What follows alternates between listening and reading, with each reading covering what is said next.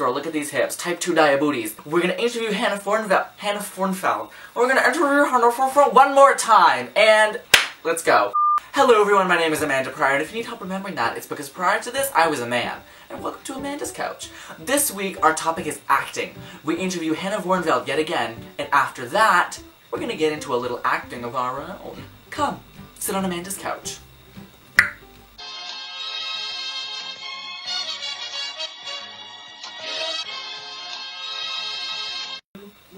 Suspend her over a little bit. Or that works too.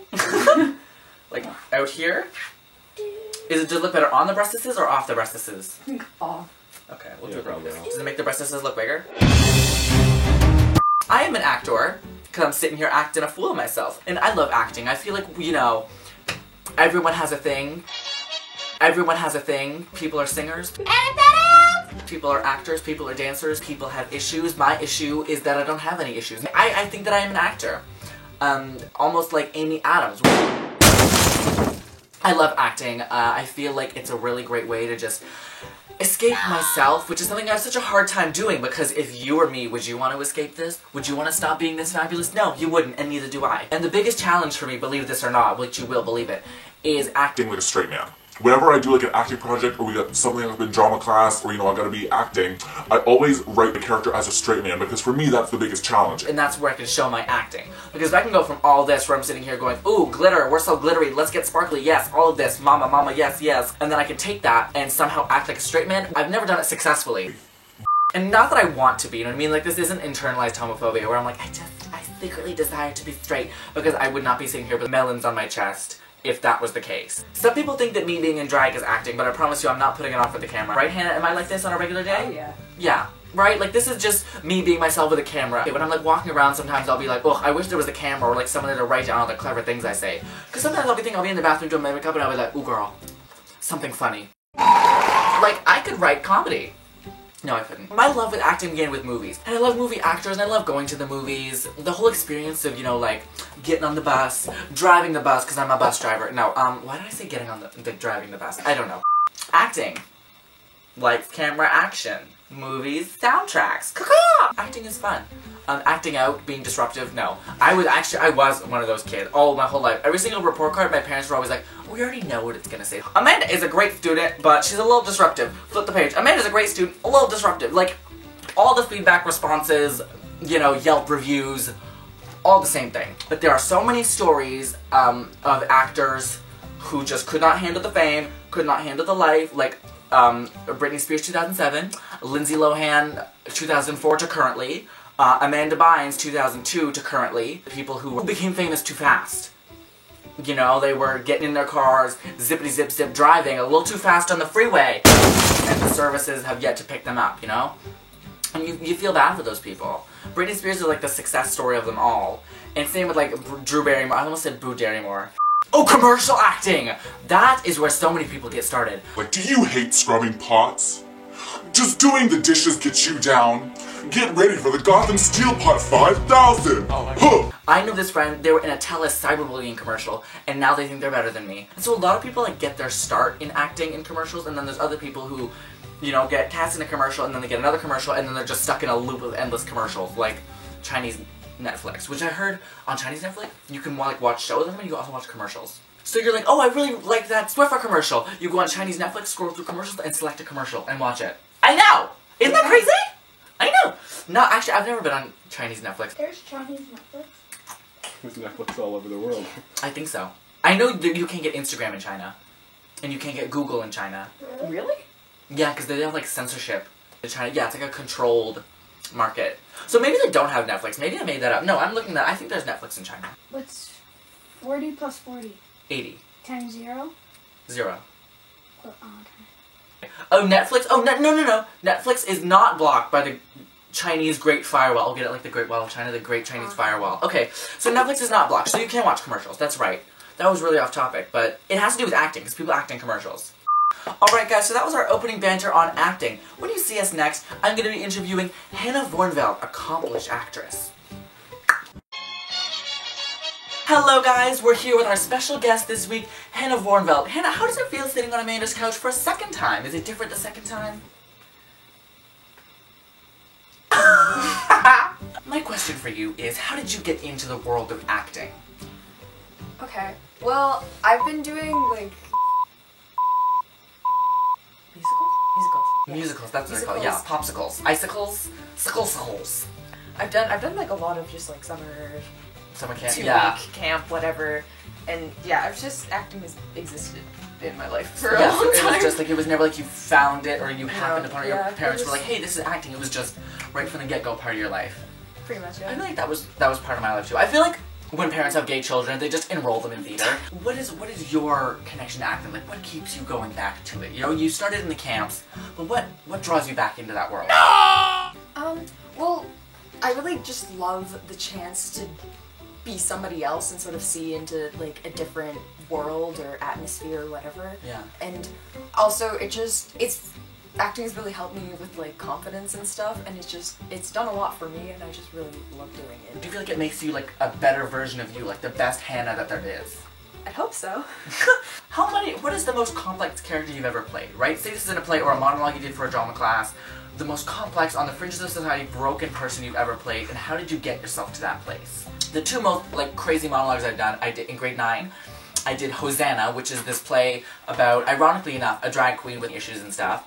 That was really dark, and it was really hard for me to go there. Not, going up in drag, that was easy, but was the emotional brokenness to the character. And then last year, I did one about this psycho murderer who used to kill ants and creatures. Cool. That was So was it? Thank you! Yeah, but for me to get in that place, I could do it once. One time I did it successfully, and that was not even on stage. So by the time it was actual performance, I had almost like blocked it off. Like I did it once really, really well, and I almost scared myself to the point where I blocked off that part of me where I was like, okay, is there a psycho in me? So I think subconsciously I blocked it out, and I wasn't able to do it as well anymore. So that's what I want to know, like, how do you do it? That's a good question. When I first like get on script, here's your character, background, it takes me a while to sort of like connect. Yeah. And then I don't know, there comes a point when like I've played with it enough that it's just kind of like, okay, I get what I'm supposed to do, and then I go from there into like, how can I make this the best it can be and like really connect. Yeah. I don't really know how. It just No, kinda, that's... like, Yeah, like you have to goes. find the missing piece of the puzzle, Yeah. basically. Yeah, no, that totally makes sense. So then, I have another question. Who is your favorite actor? Or actress, or acticizer, actor cuckoo, kachoo? This can be actor on the street, busker festival, all that. David Tennant. Yeah. Alright guys, so thank you for coming to sit down with us in the interview portion, but wait. There's more. When you see us next, we're going to be getting into the Amanda's Couch tradition of special guest trivia. Alright guys, and now it's time for our trivia segment to test our special guests' special knowledge. Hannah, are you ready for some acting trivia? Hopefully. Well, here we go then. Here is the first question. And we're doing like guess the movie based on a famous quote. And the clue is, we're gonna need a bigger boat. Oh. And is it A, Titanic, B, Jaws, or C, Castaway? Jaws. Correct! 10 points! We're starting off with a bang. Okay. Question 2. The greatest trick the devil ever pulled was convincing the world he didn't exist. Is it A, The Usual Suspects, B, Pulp Fiction, or C, Gladiator? I have seen none of those movies. Okay, so let's take a guess here. The greatest trick the devil ever pulled. That's a tongue twister. That's ruder than to put that in there. That's Pulp Fiction. Is that Pulp I Fiction? think. I think it's Gladiator. You know what? The quiz doesn't tell me which one it is. So, I think it's Tell me. Gladiator. okay, so you say The Usual Suspects. No, you say Pulp Fiction. You say Gladiator. Gladiator. So let's say you say Pulp Fiction, and when I'm editing this, I'll figure out which one's the correct answer. Okay, question 3. Every time a bell rings, an angel gets his wings. A, All About Eve. B, It's a Wonderful Life. Or C, The Shining.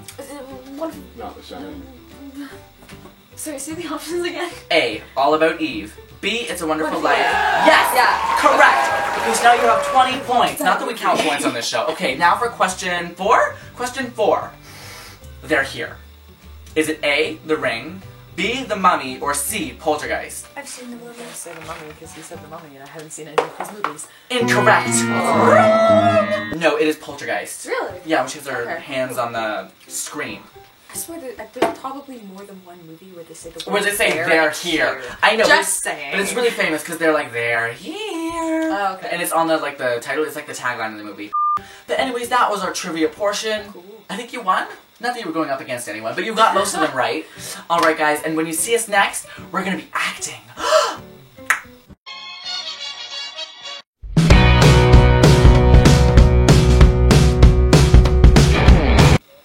If you or a loved one has been diagnosed with mesothelioma, you meant I can't talk! Mesothelioma! Okay. Mesothelioma? Okay, let's do it together. Wait, how do you pronounce it though? Mesothelioma. Mesothelioma. Like messy, and then like Thelma and Louise. Mesothelma Louisiana. Mesothelma Louisiana. Hello everyone and welcome back to Amanda's Couch. For this entertainment portion, we're going to be doing tongue twisters to test our twisting tongues. I tried to make a tongue twister there and it didn't work, but that's okay. Don't hate me. I'm not perfect. Okay, let me look up some tongue twisters. A noise, an oyster, but a noisy noise, an oyster most. What is that? Yeah, she sells seashells by the seashore. She sells seashells by the seashore. She sells seashells by the seashore. Ha! Woo! Seashells, she sells them. I saw Susie sitting in a shoe shine shop, where she sits, she shines, and where the shines, she shits. Okay, that doesn't make any kind of sense. Betty Botter bought a bit of butter, but the butter Betty Botter bought was a bit bitter. Betty Botter bought a bit of better butter to make her bitter patter better. What? What? Six sick hicks, nick six slick bricks with picks and sticks.